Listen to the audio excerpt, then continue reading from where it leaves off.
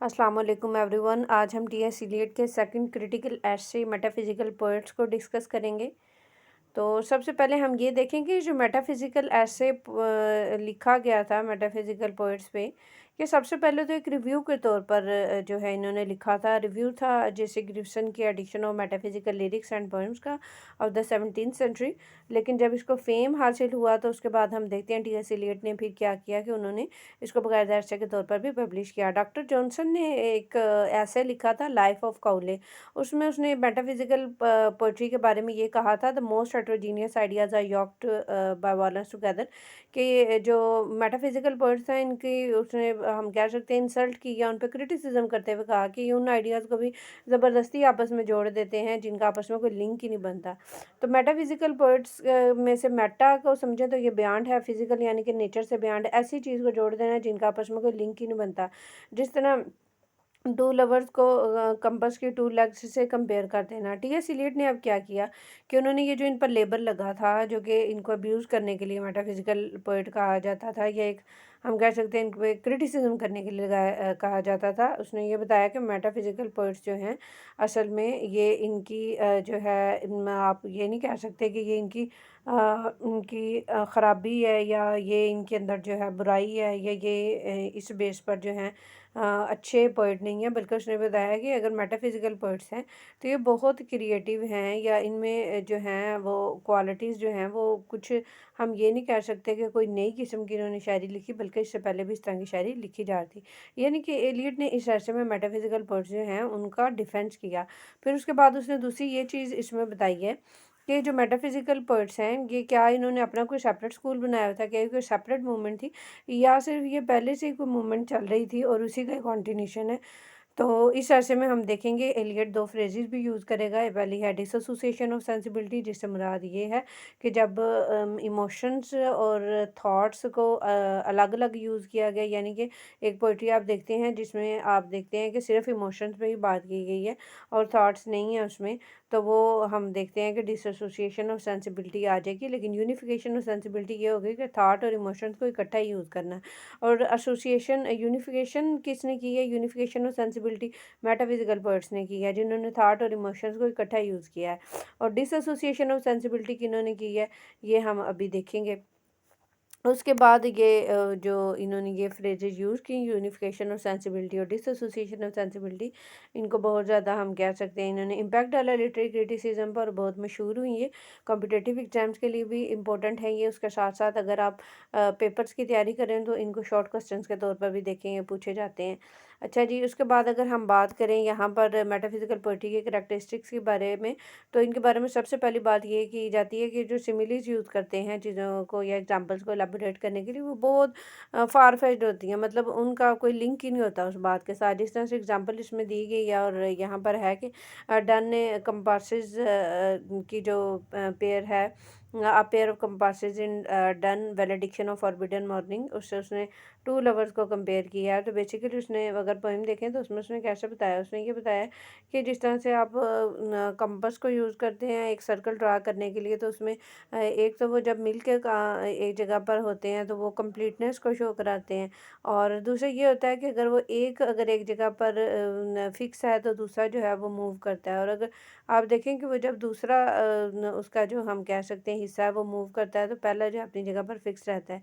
इनको बता रहा है कि ट्रू लवर्स जो होते हैं वो कभी भी जो हैं वो ऐसे नहीं है होता कि वो एक दूसरे के साथ के बगैर हों, बल्कि वो एक दूसरे के साथ मिल के ही जो हैं कंप्लीट होते हैं। और दूसरा ये वो बताता है कि अगर एक जो है वो मूव करे भी तो दूसरा जो है वो फिक्स रहता है, और पहले और जो मूव कर रहा है या दुनिया में या कहीं पे भी वो जा रहा है तो वापस उसने उसी जगह पर उसी मुकाम पर आना है। तो ये उनके वो बता लव में प्योरिटी के भी एक जज्बात को दिखा रहा है। तो अब देखें आप यहाँ पर लवर्स जो हैं या इस तरह की जो बात की गई, ये तो हो गई पोइट्रिक लैंग्वेज में या पोइट्री की एक बात हो गई।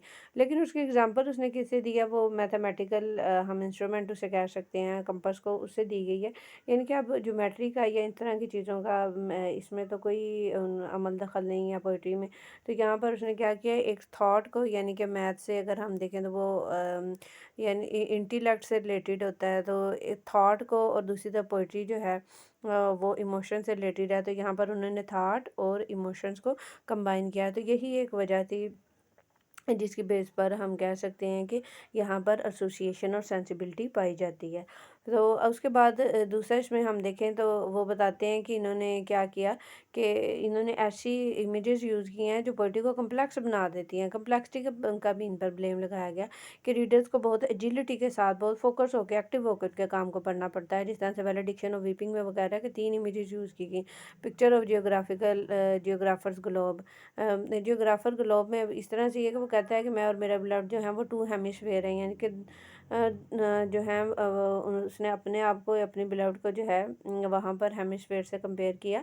उसके बाद टीयर्स ऑफ पोएट की यहाँ पर अगर हम बात करें तो यहाँ पर ना उसने and the picture of great flood, यानी कि उसने बताया था कि जो मेरी अपनी ना उसको बिलव्ड को मना करता है रोने से। उसको कहता है कि रोए नहीं, ये जो है ना ये टेम्परेरी जिनका लव होता है, ये वर्ल्डली लव होता है, ये उनकी एग्जाम्पल होती है। वो ग्रेट फ्लड जो है, यहाँ पर फ्लड आंसुओं को ही कहा गया है।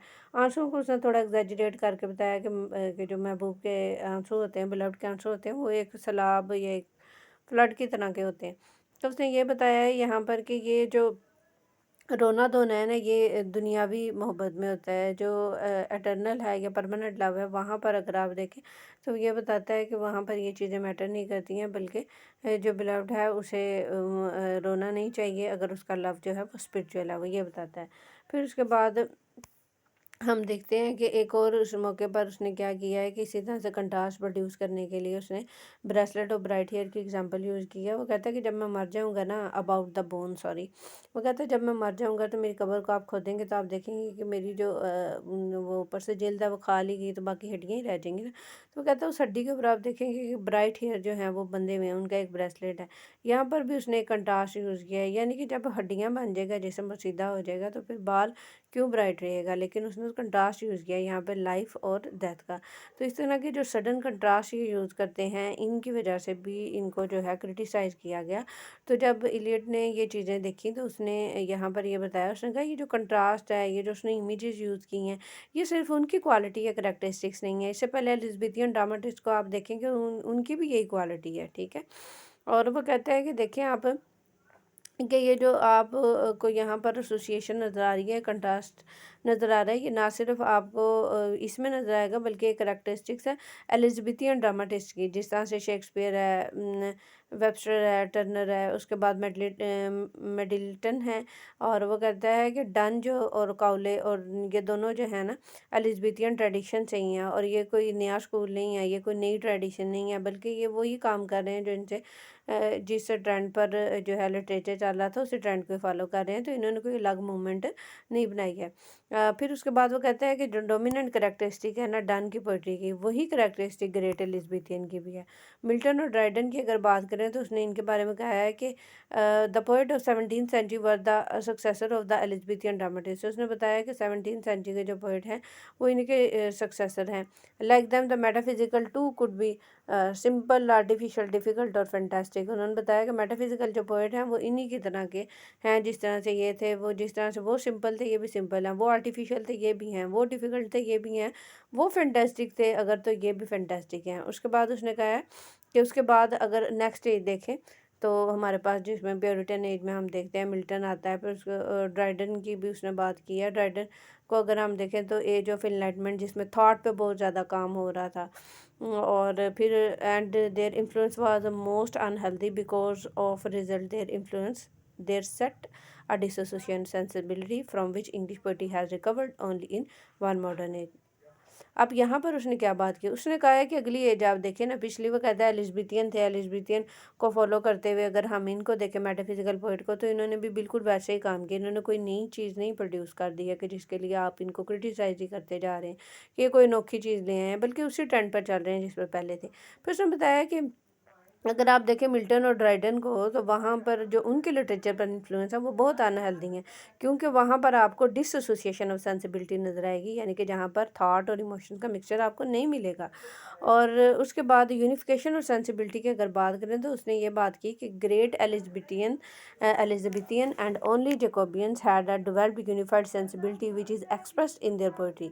वो कहता है जो ग्रेट एलिजाबेथियन थे, जो एलिजाबेथियन इरा के राइटर्स थे और जेकोबियन थे, वो कहता है इनमें एक यूनिफाइड सेंसिबिलिटी थी जो उनकी पोइट्री में नज़र आती है। A unification of thought and feeling and recreation of thought into feeling. Such fusion of thought and feeling is to be found in the poetry of Donne as well as much in modern poetry. तो वो कहता है वो जो unification of sensibility आपको एलिजाबेथियन और Jacobians में नज़र आती है, वही डन ने यूज़ की है, यानी कि थॉट और इमोशन को इकट्ठा किया है इसने। और वो कहता है यही आपको मॉडर्न पोइट्री में नज़र आएगी। हकीकत फिर वो कहता है ये है कि after done and Herbert a change came over the in over the mind of England. अब यहाँ पर वो बता रहा है कि जब हम हर्बर्ट और डन के बाद अगर देखते हैं, तो चेंज आया है इंग्लिश में in the mind of England. England के अगर हम देखें, जो वहाँ पर राइटर्स हैं उनके माइंड चेंज हुए हैं इनके बाद। The poet loss the capacity of writing thought and feeling. इनके बाद आने वाले जो शायर हैं उन्होंने थॉट और फीलिंग को हम देखते हैं कि मिक्स करके नहीं लिखा, उन्होंने इस कैपेसिटी को खो दिया, यानी कि वहाँ पर यूनिफिकेशन और सेंसिबिलिटी गुम हो जाती है और डिसएसोसिएशन ऑफ सेंसिबिलिटी आ जाती है। मेटाफिजिकल पोइट जो हैं उन्होंने क्या किया कि उन्होंने एक मैकेनिज़्म ऑफ सेंसिबिलिटी इंट्रोड्यूस करवाया, यूनिफिकेशन ऑफ सेंसिबिलिटी थी। फिर वो बता रहा है कि इसको एसिमिलेट किया गया और एक नई किस्म की पोइट्री आपके सामने ला के दी गई। और उसके बाद वो कहता है they would feel their thought as intensely as the odour of a rose. वो कहता है मेटाफिजिकल पोइट्स के अंदर इतनी ज़्यादा क्वालिटीज़ जहाँ पर है, वहाँ पर एक क्वालिटी ये भी है कि वो अपने थॉट को फील करते हैं, जैसे फूल की खुशबू होती है हम उसको फील करते हैं। That is to say they could express the thought through sensuous imagery. हम ये कह सकते हैं कि वो अपने थाट्स को एक जो सेंसुअस इमेजेस हैं उनके थ्रू प्रेजेंट करते हैं। इलियट भी उसके बाद प्रोसीड करता है, मज़ीद आगे बात को बढ़ाता है to examine the close similarity between the age of Donne and the modern age. वो बताता है किस तरह से डन की एज और मॉडर्न एज भी आपस में सिमिलर हैं, and the consequent similarity between the sensibility of metaphysical and modern poet. और बताता है किस तरह से कि जो मॉडर्न पोइट हैं वो और मेटाफिजिकल पोइट आपस में मिलते जुलते हैं। The metaphysicals are difficult and the poet of modern age are also bound to be difficult. तो वो यहाँ पर बात करता है, वो कहता है अगर मेटाफिजिकल पोइट्स आपको मुश्किल नज़र आते हैं, तो मॉडर्न एज के जो पोइट हैं इनको भी अगर हम देखें तो ये भी डिफ़िकल्ट है। और इनकी तरह से वो कहता है modern poets transmute into sensations and transform feelings into thought और स्टेट्स ऑफ माइंड। तो देखिए यहाँ पे जो उसने बात की है कि मॉडर्न पोइट जो हैं वो क्या करते हैं, ट्रांसलेट इनटू सेंसेशन। इससे मुराद ये है चेंज कर देना अपने आइडियाज़ को इस तरह से कि वो आप अपनी सेंसेस से आप उनको फील कर सकें, आइडियाज़ को इस तरह से पेश करना, यानी कि जिस तरह से उसने कंपास से टू लवर्स को कंपेयर किया। ये सुनने में एक हम देखें तो ये एक एब्स्ट्रैक्ट आइडिया है, लेकिन उसने उसको इस तरह से प्रेजेंट किया, इस तरह से उसको बनाया, ट्रांसलेट किया कि आप इनको अपनी सेंसेस से फील कर सकते हैं। और यही बात उसने यहाँ पर इनकी क्वालिटी के तौर पर बताई है। And transform feelings into thought a state of mind. और इसी तरह से वो बता रहा है कि जिस तरह मॉडर्न पोइट की ये हमारे पास मेटाफिजिकल पोइट्स की ये क्वालिटी थी कि वो ट्रांसफॉर्म करते थे फीलिंग को, थॉट में इन्हें मिक्स कर देते थे, इसी तरह से ये क्वालिटी जो है ये मॉडर्न पोइट्स की भी है। तो यहाँ पर आज हमने डिस्कस कर लिया है ऐसे मेटाफिजिकल पोइट्स को। आई होप कि ये ऐसे आपको पसंद आया होगा। नेक्स्ट वीडियो में आपसे मिलते हैं, अभी के लिए अल्लाह हाफिज़।